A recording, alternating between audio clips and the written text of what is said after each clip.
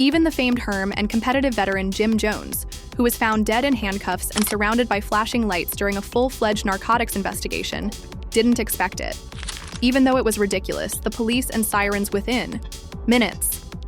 The rapper was seen outside a dimly lit warehouse in the grainy, raw video, scanners blaring, engaged in what investigators claimed was an approved cocaine exchange. Did he fabricate the situation? Or is this a sit-up? Rumors were rife in Harlem streets as hip-hop lovers around the world tried to make sense of it. But what happened next stunned the internet more than anything else. Cameron Jim's longtime friend, brother in arms, and the tightness in his eyes, the stiffness in his jaw, and the betrayal were all evident in the devastated co-founder's face when he disappeared. The real drama started when he finally spoke, but Cameron didn't stand up for him.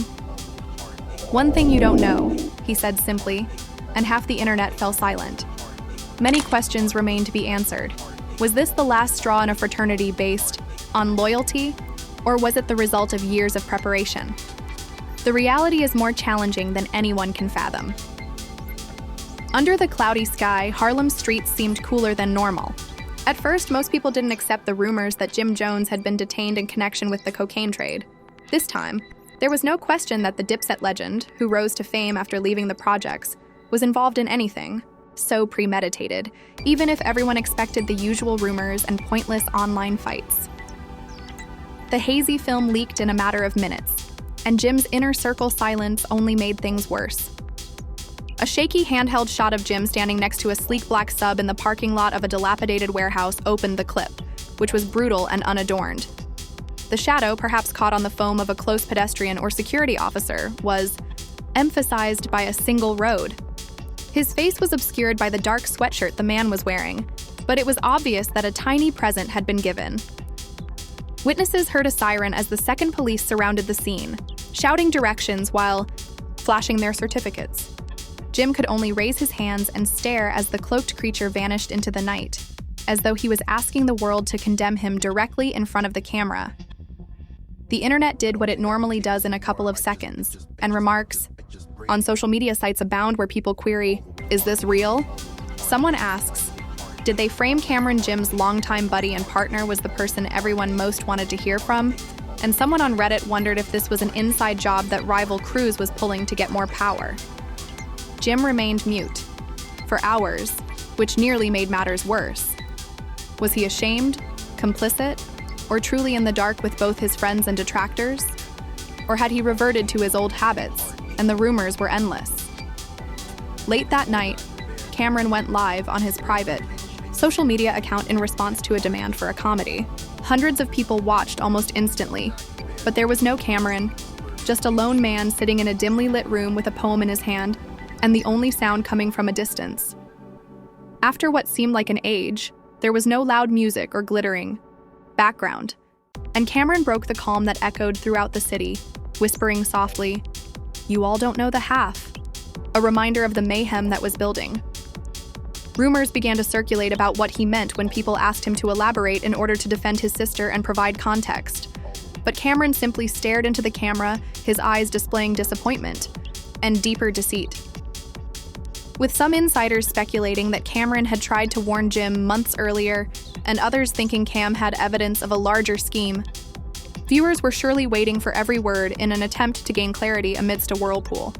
Outsiders who had been following Jim for weeks said local media were charged with distributing and planning to distribute an unidentified illegal narcotic. Although, the chemicals were meant to be high-end designer tablets. A network spanning from New York to Atlanta was mapped out using undercover informants, phone data, and surveillance images. News vans were stationed down the street with their customary street narcotics, which, according to law enforcement reports, might sell for thousands of dollars per dose, leaving Jim Jones with some scars as others fill the streets. He became desperate and began conducting favors after tour plans were derailed because of satellite antennas. The term moving favors gained popularity rapidly, and some people believed it to be a code meaning establishing connections. Jim went to private parties with people who are now known to police enforcement, and every picture was scrutinized. In the past, pictures showed people selling illegal narcotics for cash. There was no background information or context, just a leaked text message that said, "Just stay." It was a brief discussion between Jim and an unidentified individual, But did you provide contact information? The timestamp alone offered intriguing proof that something hidden had been simmering, and a single text sent shockwaves across the internet. Conspiracy theorists say the government was framing and targeting. The distinction between fact and fantasy blurred as soon as the video became viral, according to Jules Santana, another DIP colleague, who also noted that popular rappers' doubters, for example, used the word as evidence of a violation. On social media, he posted an old photo of himself with Jim and Cameron along with the caption, "Loyalty cuts deep." Fans debated whether this was a sign of support or a covert criticism of Jim's seeming. During the internet upheaval, deceit and uncertainty stoked the flames as hashtags like Tanner, Teams, and WhereCam propagated across platforms. A nightclub hosted a vigil for Jim with attendees gathered under flashing neon lights swearing. The mood was one of remembrance, with Jim's face printed on Dipset t-shirts and sweatshirts, a muralist painting a portrait of Jim in prison while he stood at an easel.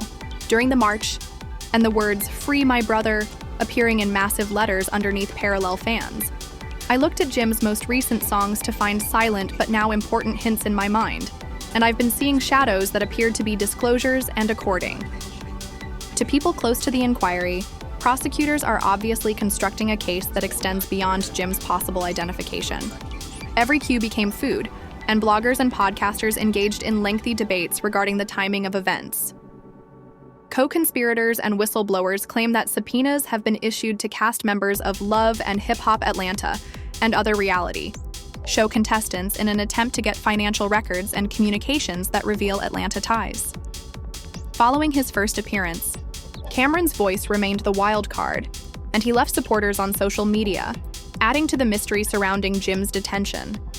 Could this be part of a larger network crackdown? Thought he was secretly negotiating. His silence represented a rupture with Jim.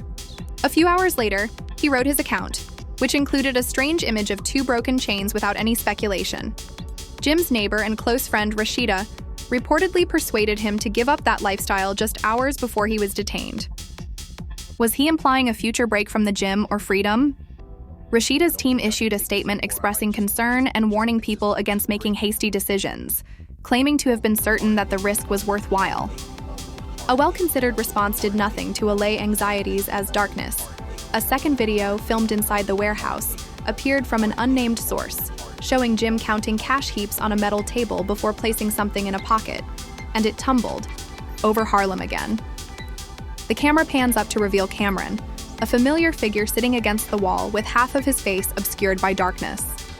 Jim, illuminated by a flickering bow, glances at Cameron and nods as if requesting permission before Cameron moves. Jim began packing and stated that someone said something inaudible before departing, indicating that the news would have spread. Shockwaves beyond Harlem if Cameron had truly been there, even if it had been under the pretense of suspicion of friendship. Of his involvement emerged, or as the person who set Jim up put it, the online clamor reached a fever pitch as hip-hop writers and analysts rushed to investigate whether he was more than a passive observer participating. The tape, which signifies the end of part 1. Jim Jones's story and Cameron's were both featured in the second video, which changed everything, and the full extent of the issue was only now beginning to become apparent. By now, the impact of the film had gone throughout the hip-hop community, and Jim's, already explosive, seemed ready to explode under the flickering ball and the stunned silence that followed the second.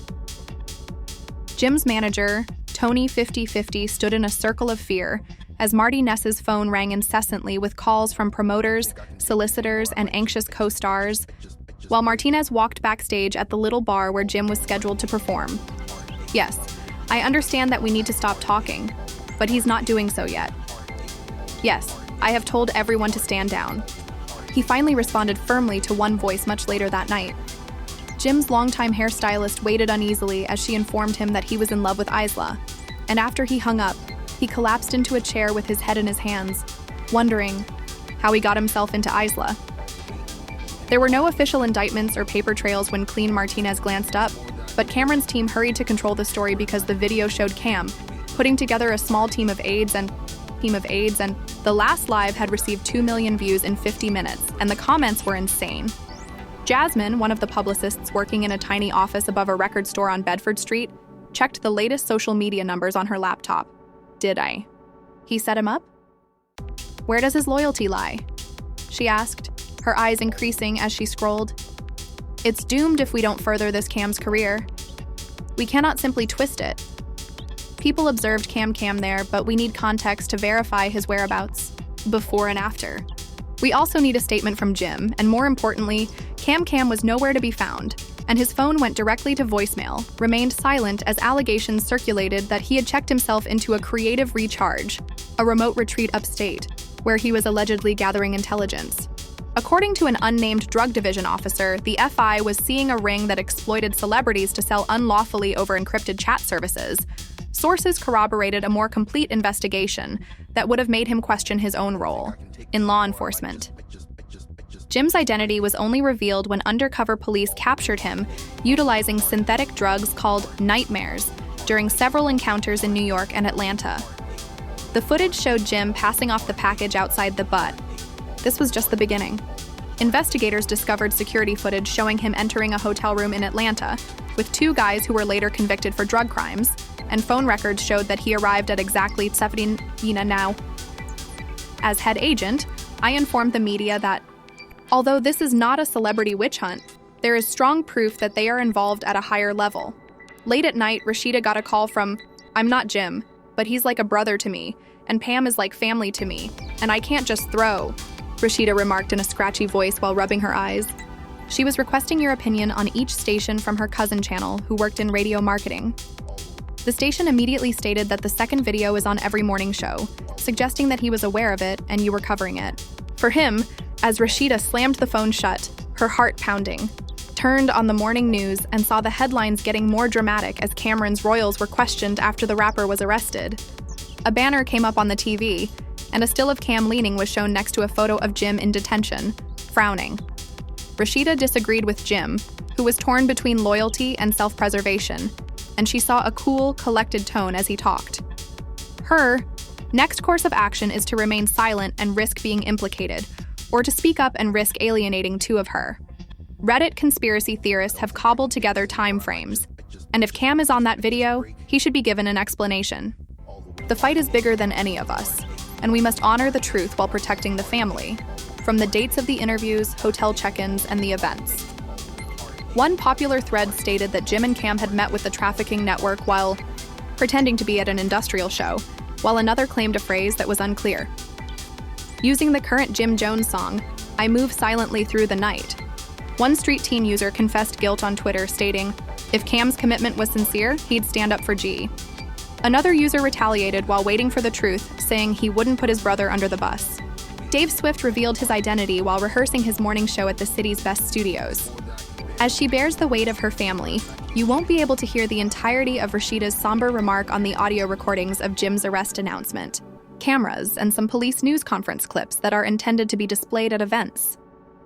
She brushed her brow with trembling fingers on the makeshift platform outside the precinct before turning to face the flaming lanterns and expectant faces as a group of journalists hurried for position microphones. I trusted Jen Jones like family when he told me that he was working on new music, but I didn't know any of this until I saw it for myself. A cameraman said, "Are you?" Rashida murmured, her eyelids trembling with pain. "If he is guilty, I'm hiding up the truth, and I will be the first to admit it." The following day, in a packed conference room at Dipset Records, lawyers and counselors went over evidence packages, which included images of the two leaked films. Atlanta hotel room footage was captured by security cameras inside the warehouse, as well as printouts of Jim's primary lawyer, Marissa Flores, who scratched her temples while reading a critical letter that said, "We meet to dig holes in the prosecution's timetable," as she leaned across the table. Other times, the video could, "We have to demonstrate the connection between these points." The team concurred, but one investigator who was examining phone alerts made the observation that they wanted to separate the warehouse meeting from the Atlanta Deals case. Cameron, who appeared in the evening and submitted a little audio clip on his verified account, is among the jury pool, and I've always defended my rights.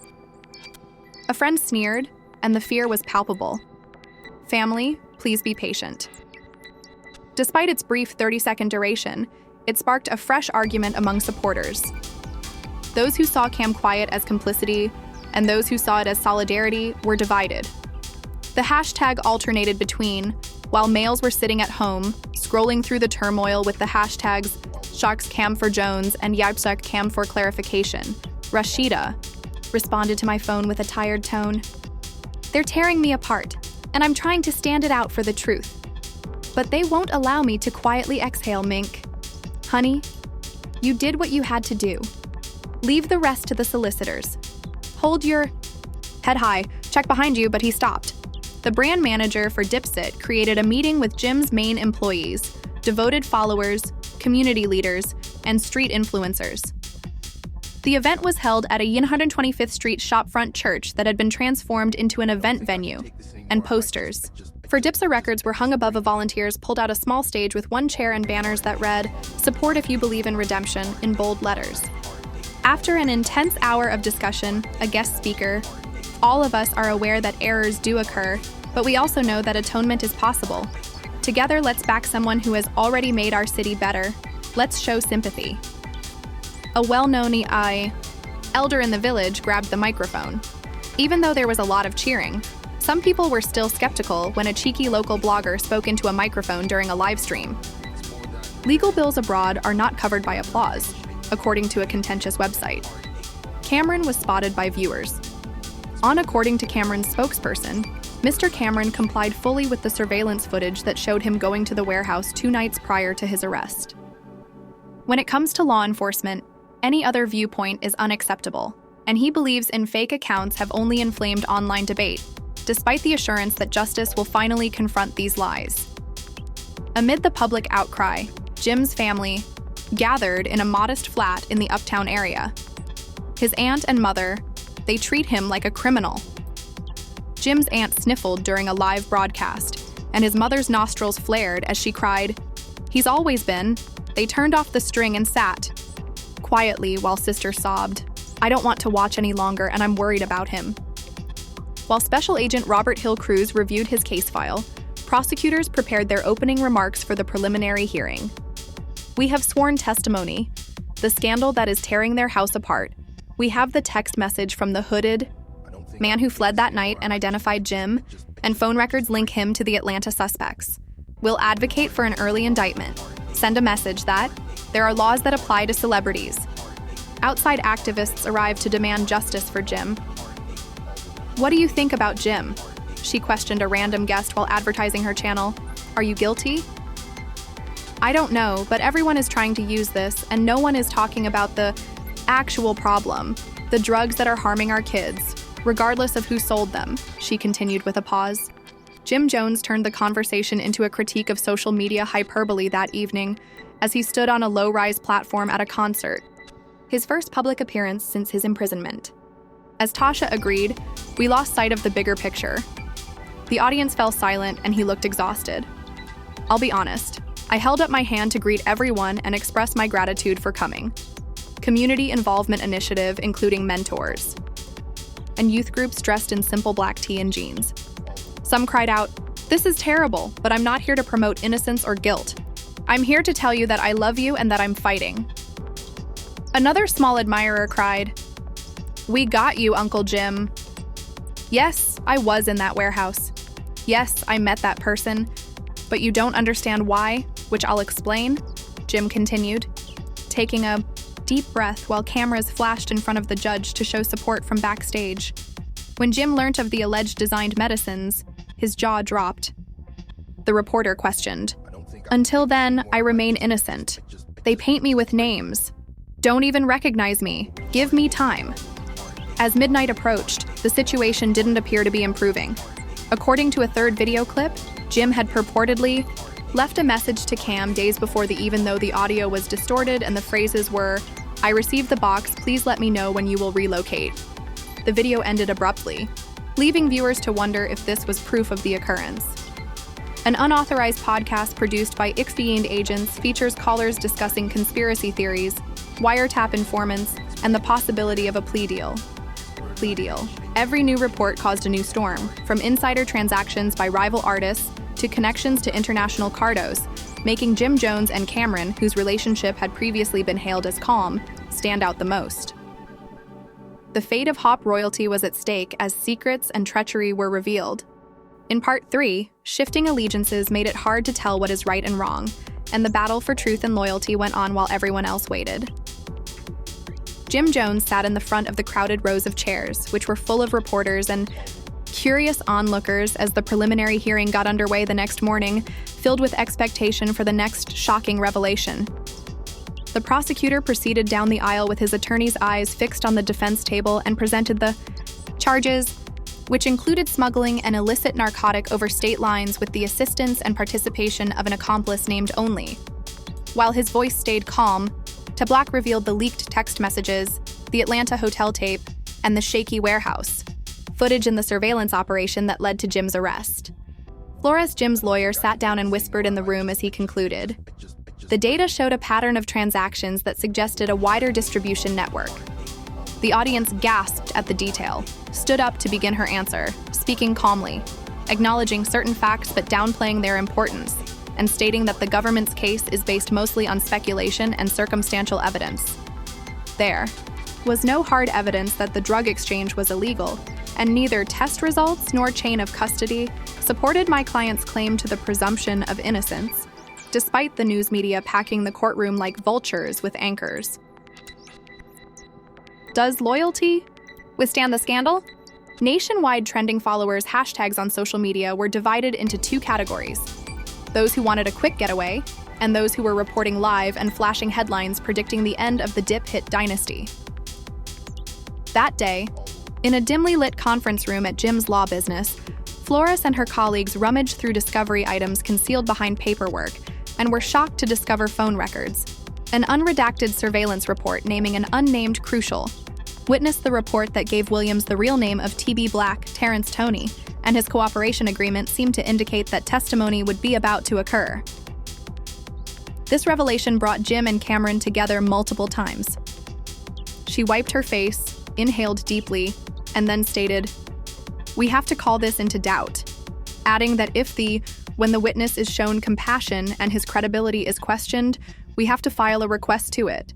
She began to collect the necessary documentation, but Cameron seemed strangely absent, and there were reports that he had been brought in for questioning as his attorneys denied that he was a key witness, claiming that he was just assisting the investigation that was published under his name. Nevertheless, I fully cooperated with the police and am willing to provide my side of the tale. Ideal, but Vo's online followers wondered if his silence was a sign of more serious engagement or a ploy.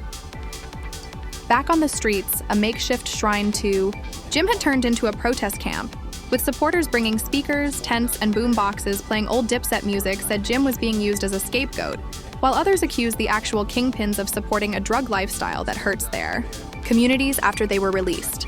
There was a brief scuffle between the sides, caused the courts to intervene and interfere. The defense stylist, Leah Jim, was called as a surprise witness and testified under oath in a simple suit after claiming to have seen Jim in his studio. The night of the warehouse meeting, he worked on the artwork for his next record, along with receipts and timestamp images, and the story raised doubts about the prosecution's chronology, speculating that the tape may have been miscarried or altered. After calmly discussing her loyalty to Jim Clear, to a mixture of skepticism and acclaim, Flora stepped up again to conclude the defense's case, and as she walked away, she urged the court to consider T. Black's contradictions, and she depicted a man who had attempted to change his job rather than heading a criminal organization. According to the statute of doubt, if there is a reasonable question, it must be decided in favor of the defendant. The judge paused to go over his notes, set up a formal arraignment, and warned him, evidence that both sides continued to utilize, investigated, pointing out that the case had crucial. He delayed a heavy. There were a lot of reporters at the defense table. Jim answered the questions in a clear and concise manner. Nod. However, Flores extended her hand, emphasizing her client's right to remain mink, and a few others were silently invited by Rashida. Close companions to her flat that evening, Jim always spoke in a negative tone. During the hearing, he raised his hands, saw pieces on a small television screen.